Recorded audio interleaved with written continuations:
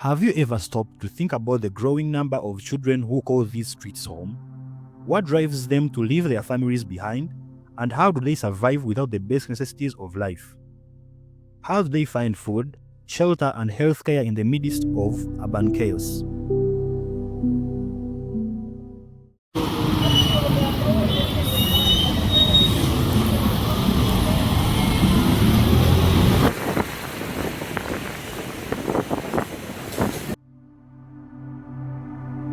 In this documentary, we'll take you on a journey to explore the daily struggles and resilience of street kids on African streets. We'll share their stories, their struggles, and their hopes for a better tomorrow. Join us as we step into their world and discover the realities of life on the streets. Stay with us until the very end as we shed the light on this critical issue and the children who deserve our attention, compassion, and support.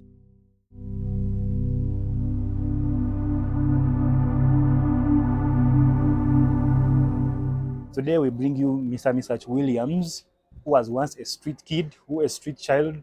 He had no homes. But right now, he elevated from that lifestyle to how you see him right now. So introduce yourself to the people who are watching. Amen. I'm called Mr. Williams, as usual, a musician and at the same time a businessman. And I'm so happy to be on this platform. Yes. So once you were a street child, Yes. How did you go about? How did you come to be on the streets? Yes, I went on the street due to the fact that my parents had passed away. Oh, sorry. After them passing away, I had to go on the street. But before, nga abazadde bange bamaze okufa. After the passing away of my parents, we suffered a lot since there was no one to take care of us.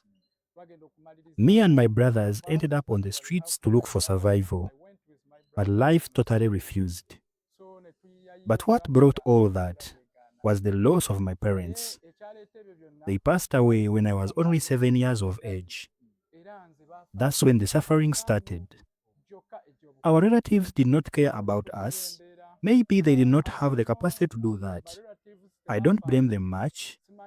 So that's how we ended up living on the streets. Nga tugenze ku luguudo nga bw'obimanyi. For how long did you spend on the streets? Almost two years. 2 years. Yes. How was the life on the streets? How did you survive to get what to eat, shelter, how to sleep, and whatsoever? Man, life was hard. When we reached that street, you remember when you're at the street? When you're on the streets, you don't have parents to care about you. Looking for food is a tug of war. So I ended up collecting scraps and plastics and stealing in order to get money and buy food. On the issue of sleeping, we used to get sacks that we used as our mattresses and blankets for every night. Life was not easy, but we survived by God's grace.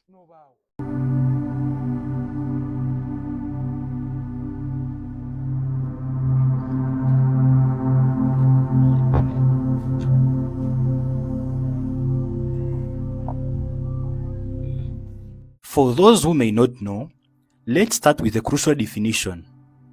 A street child is a child who, because of abuse, neglect, poverty, or any other reason, has left their home, family, or community and lives, begs, or works on the streets.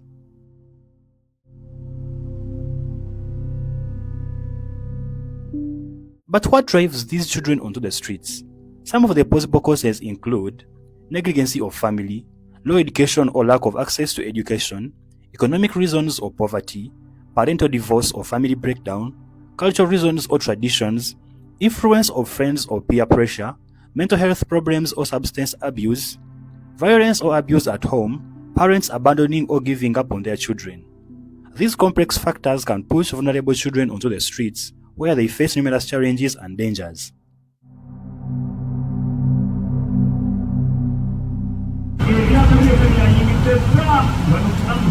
Naftira kita. Mazoyo kita tera. Wazanye kita tera kita. Nindagaruka.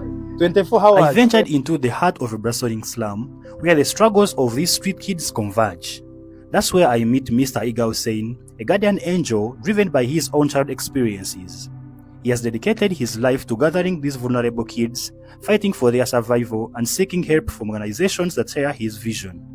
As I spent time with him, I uncovered a story of resilience, compassion, and hope, and this is what I got to find out.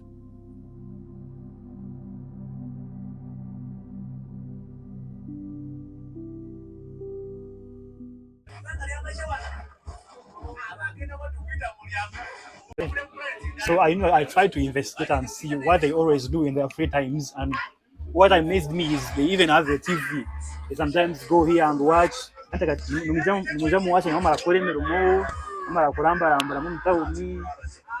So after work and after doing what they are supposed to do, that's why they come back home where they sleep and they watch, of course. So this is amazing. They're also enjoying the lives. They're like other kids on the streets, as you can see.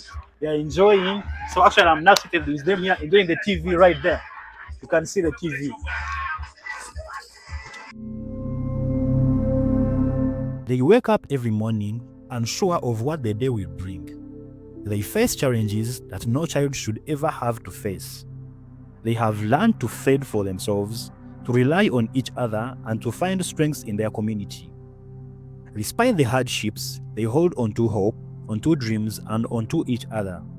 They share what little they have, they support each other, and they find joy in the simple things. They laugh, they pray, and they live in the moment, despite the uncertainty of their future.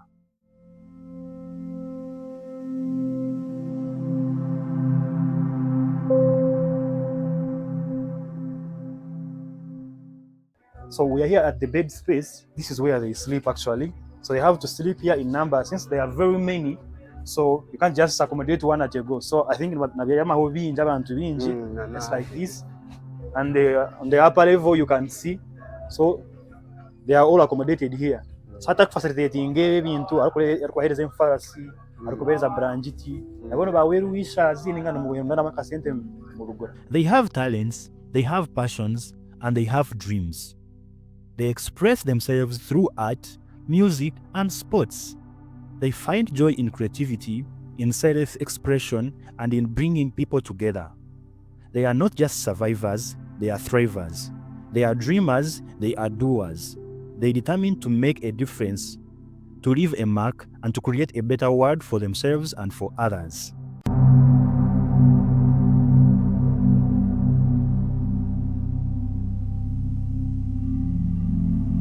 Their lives are marked by hardship, but also by moments of joy, of laughter, and of connection.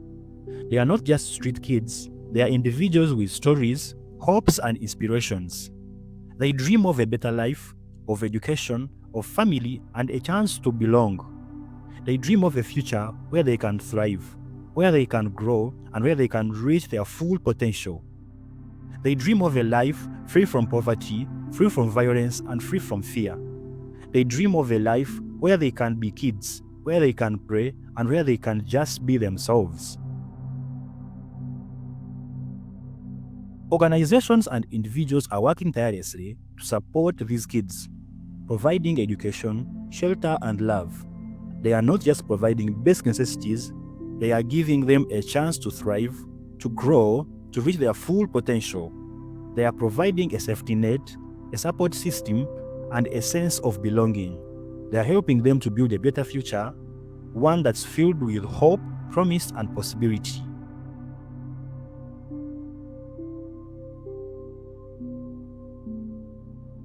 If you found this documentary impactful, please like, share, and comment below on what you have learned. We appreciate organizations supporting street children and invite others to reach out. If you'd like to support our channel and help us continue telling stories that matter, please continue reaching out to us. Don't forget to subscribe to our channel for more documentaries that spark conversations and inspire change. Until next time, thank you for watching.